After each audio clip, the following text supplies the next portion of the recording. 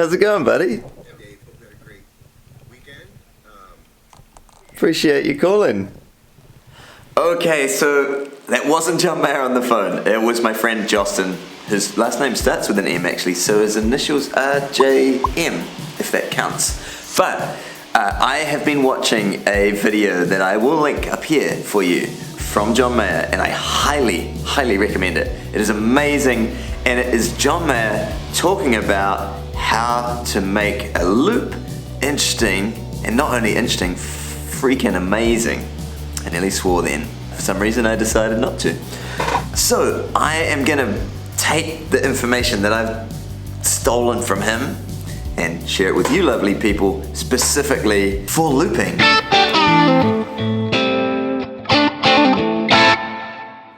So, step one, we know that loops are repetitive. It's the same thing, it's the definition of a loop, the same thing repeating and repeating. We have movies about it, Groundhog Day and the likes of that.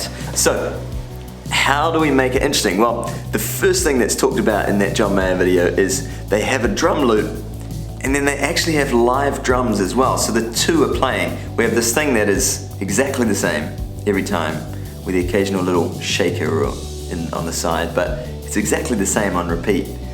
And then we have these live drums where you just get that human feel. So suddenly it's like slightly shifting in and out of the beat. Just that's what we do. You can look at amazing, amazing players and they still do this, but it feels good, it feels natural, and it feels right. So how do we take John Mayer's drum loop with a live player and put that into our guitar loops? Well, this is something that I've already been doing without really thinking about it, but what it is I record my loop and I'm still playing a live guitar part. So the guitar part is usually different to what I've recorded, slightly, but I'm still actually playing, and so you get a little bit of the flavor of live with that little push and pull of natural feel rather than the robot repeating loop. Got the guitar, got the ditto, and let's get this loop started, and we can talk about this little drum idea of having one thing done as the loop and playing something with it live.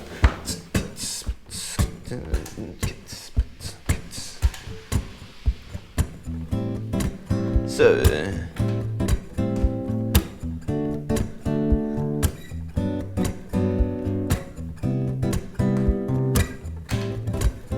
okay, now that's our basic loop. We've got everything we need there. So you could play through the whole song if you want. You could play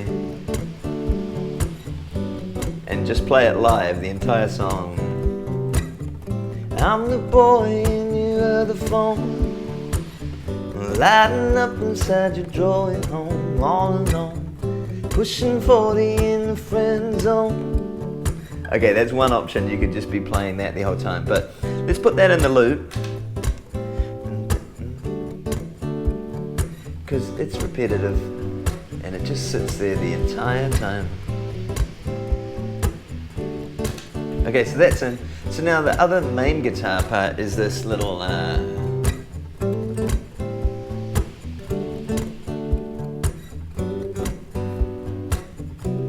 so how about we play that live while we sing, just a simple.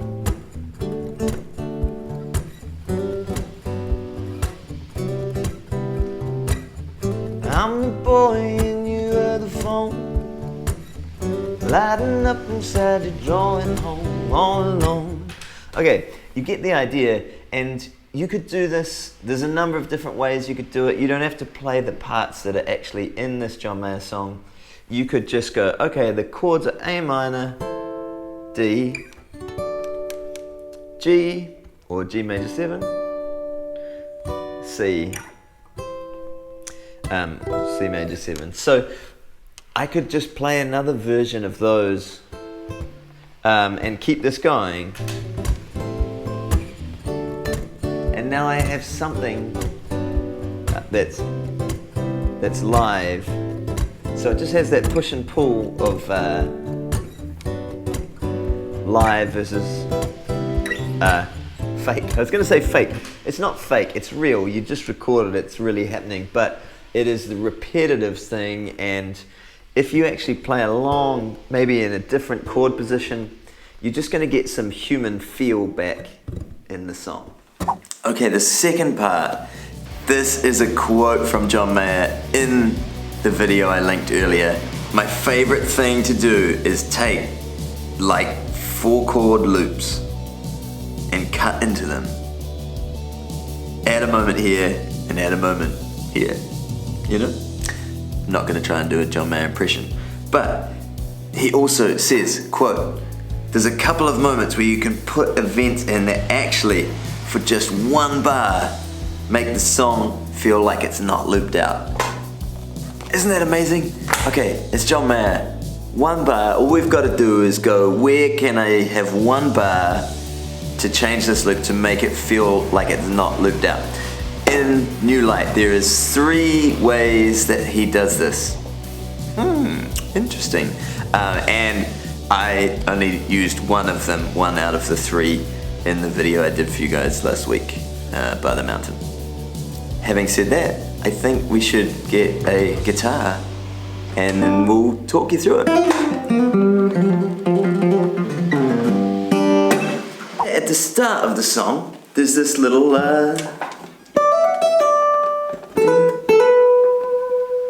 right into the song. So let's say we've got our loops now. I've recorded them, and let's use the hold function. So if you're not sure, this is the hold section, and here's what happens with the Ditto X4.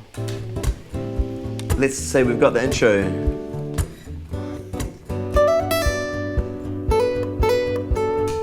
I'm the boy and you are the phone. Okay, did you notice what happened there? We stayed on the G. It's a little cool effect. You can do this without the ditto. It is a cool little effect that is pretty handy for little sections like that, and just for exactly what we're talking about, making the song feel like it's not looped. Something changed rather than just this repetitive 4-chord sequence. So you can get around it if you want with a single looper by just stopping the loop. You could either play the riff, or you can just stay on that G. So you get something like this. G. I'm the boy and you are the phone. You just get a little pause, and it's one of the ways that John Mayer breaks up that loop, just staying on that G with the second way that John Mayer uses this 1-bar change to make it feel like we're not looped out is this beautiful B7 chord leading into the chorus. What are the words? Oh, you don't think twice about me, and maybe you're right to doubt me, but if you give me just one night. So there's that beautiful B7, it just leads us into the chorus. Such a tasty way. The third way where John uses 1 bar to create a super tasty change is this turnaround. And it's the chords, if you're wondering, and I'm tuned to E for today. Oh my gosh, what's going on?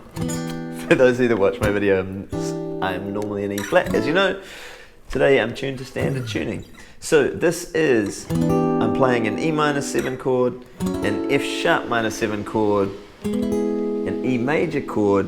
I'm choosing to put the 3rd in the bass because it follows his vocal line, and then a B minor chord. Again, if you want to put them elsewhere on the guitar, you're welcome to do that. But we get this super nice, after the solo, just this super nice little change. And, ready? In John's quoted words, this 1 bar makes the last chorus feel like you've never heard it before. How good is that? 1 bar makes the last chorus feel like you've never heard it before. Amazing. So, here we go. We've just had the solo.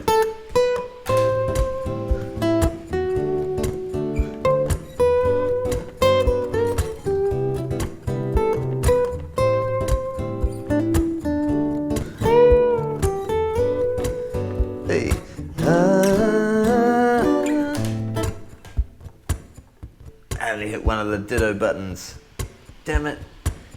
Did that chorus feel like you'd never heard it before? Probably, because I didn't really do a chorus, it just was a rhythm groove. Man. Yeah, if you can give me just one night, you're gonna see me in a new light. The third thing that John Mayer does in this song to break up this loop, to make it feel like we're not in a loop, and again, blasphemy, I missed it out when I did the version by the mountain.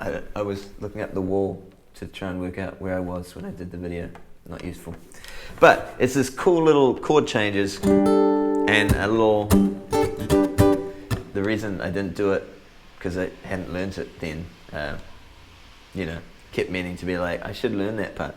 This third change is actually 4 full bars with different chords. It really is a change. And because I've looped this with just the rhythm on loop 1 and the chords on loop 2, we can actually just play loop track 1 for this section and play the chords. And that gives us, again, a nice dynamic change if you've added like the bass line and things, which I haven't today. So here we go. 1, 2, 3, 4.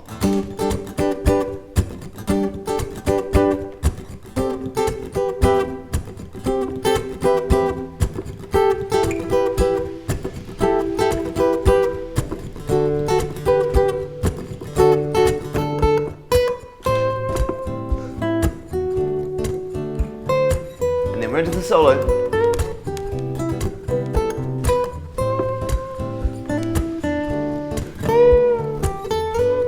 Hey,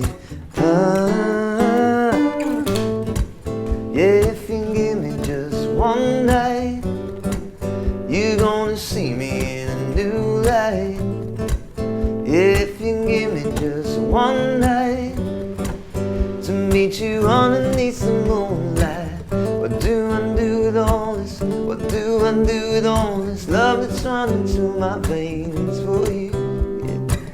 What do I do with all this? What do I do with all this love that's running through my veins for you? What do I do with all this? What do I do with all this? Yeah. And then we can do this cool thing with the ditto, because it's got such great, nice big knobs. With your foot, just slide that round to fade, and then we've got our little fade out. Do with all this love that's running through my veins for you, and hit the effects well. What do I do with all this? What do I do with all this love that's running through my veins for you? Okay, I think it's a cool little feature. I think that's everything. I think we covered everything. I'm really looking forward to editing this video for you. Now, the question I have for you all is, should I record another loop version of John Mayer's New Light with all these parts in them?